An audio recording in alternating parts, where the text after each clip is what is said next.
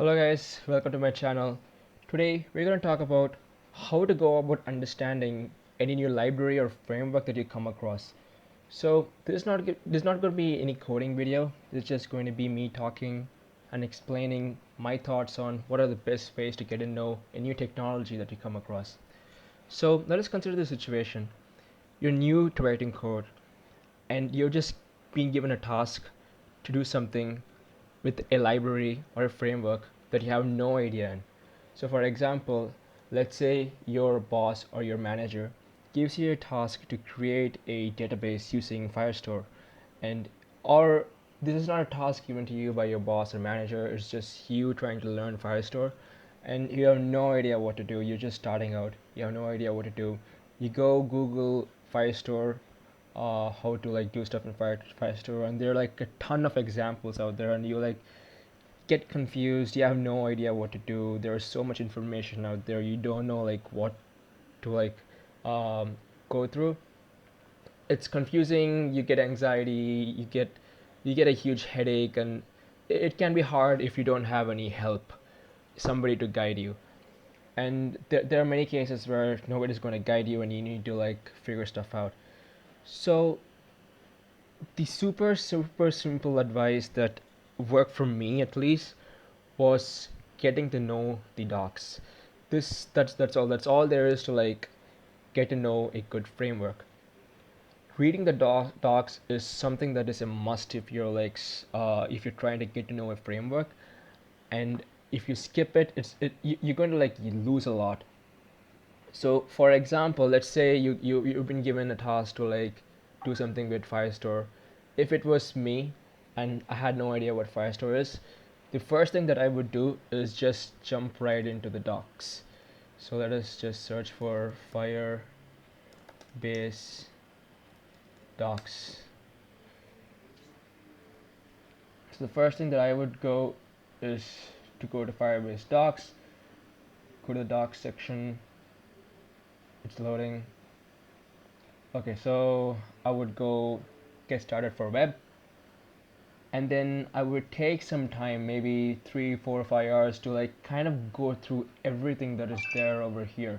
So going through everything that is there over here first gives you a really good understanding on what this how to use this particular technology and how it helps solve problems. It will kind of give you a bird's eye view of what is going on, what are its capabilities, what it doesn't do, and how you can like implement this in your application. This is something that I actually skipped a lot when I was first starting out. I would kind of procrastinate on reading the docs. It's only later when I realized, okay, reading the docs actually solves so much of my problems. I realized the importance of like kind of go through the entire documentation before trying out something new.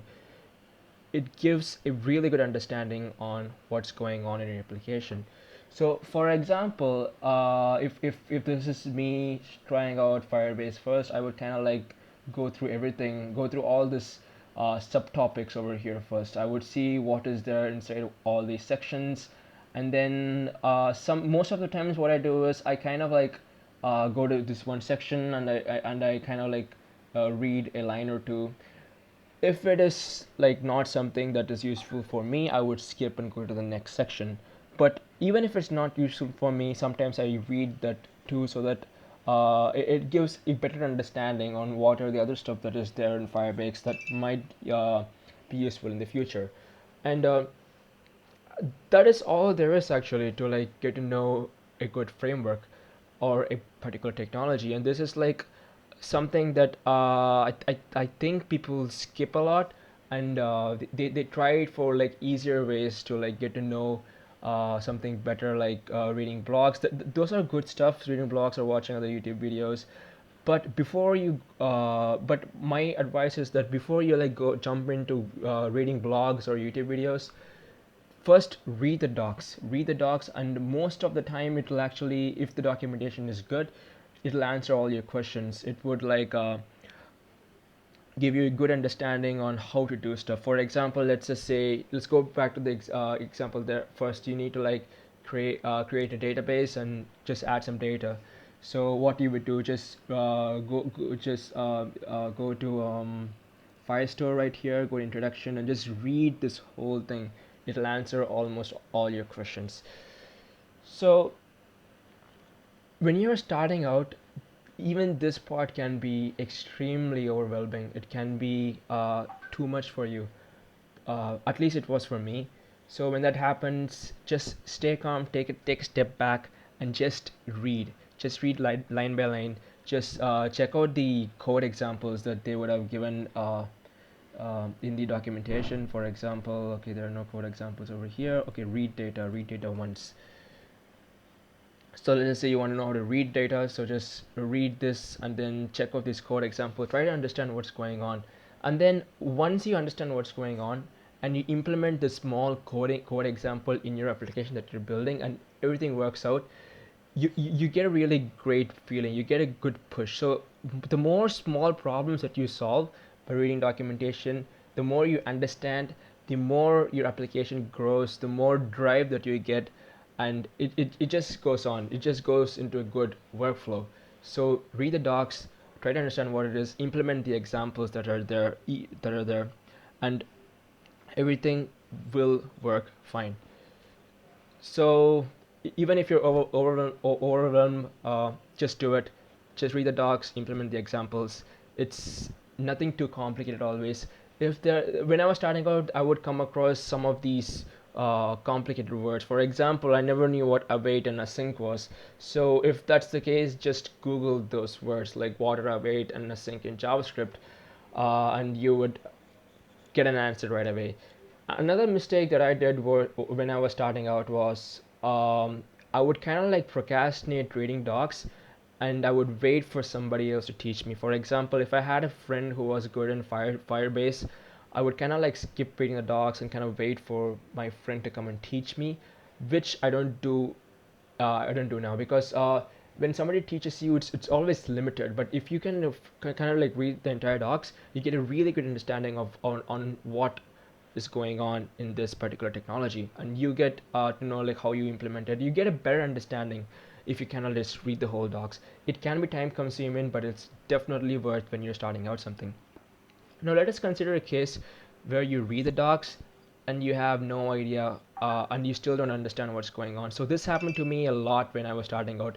The one place where I got stuck a lot was the React DND documentation. React DND. So this was when I was like starting out, and I read the docs and I still don't understand. I didn't understand like a lot of stuff that was going on. So if you don't understand a lot of stuff that's going on, every single documentation, most of the documentation always has some examples. For example, yep. So React DND has a lot of examples. So for this particular case where I didn't understand stuff in React DND, what I did was I just took this code sandbox example and went to the code sandbox link and just figured out what was going on. I would just console log over here, see what is being called, what's going on, how things are happening, just debugging, just regular debugging. And so if you don't understand the docs, just try to find examples that are there on the internet and just play with it. Remove remove one component, remove a particular function, and see how it affects the app. This will not take a long time. This would take like an hour or two to like kind of like see what is going on in an example. Another good example is React Query. React Query is this really great library. If I don't understand a particular thing in this particular library, I would just check out the example and try to like reverse engineer it. What's going on by just console logging, removing functions and components and seeing. So this and then once you do this, and then when you go back and read the docs, everything makes a lot of sense. So this is my other tip, like to get started. And then definitely when you're starting out, when you want to like learn a lot, it's going to be really hard. It's not going to be easy. So for example, the first time that you like try to understand Firebase, you will understand things slowly. But the more you continue, like the more examples that you implement, the more functions you take from your library or your framework and you implement it in your application, and as things work and you get into that good workflow, things will start getting easier. For example, let's just say you spent a month in figuring out Firebase. The next time when you get a new library or new framework and you read the documentation, things will make sense much more faster than it did the last time. And the next time that you do, things will make a lot of sense more. So the more you do, the better you will get at it. And most of the stuff that is there, in at least in JavaScript, a lot of frameworks and libraries have the same patterns. So the more you do and the more patterns that you understand on what's going on, everything will make a lot of sense, and you will start to get an understanding, a bigger picture, a bigger understanding on what is going on, and you will become a better developer. You will get to know the best practices because you know all these libraries which you implemented from your experience, and you know them really good because you read the entire documentation and you know the plus and minuses of each and every technology, and you will become better at it. So that's all. That is all what I want to offer about how to get started and stuff. If you're a beginner reading docs, that's it. There's no like top 5, top 4, top 10. Nope, just read the docs, implement the examples, try to understand what's going on. If you don't understand the docs, try to find code sandbox examples or any examples in GitHub and reverse engineer, just remove a function, console log, and just get your hands dirty, write code, implement stuff. The more you implement, you get the boost, and it'll turn into a circle, and you'll get better writing code. So if you have any other tips on like best getting started practices, please let me know in the comments. Uh, and yeah, that's it, guys. That's all I want to offer. I hope you found this video useful. If you did, please like and subscribe. It helps this channel a lot. I post videos on React.js and JavaScript related stuff every week. So yeah, thanks for watching. I'll see you in the next one.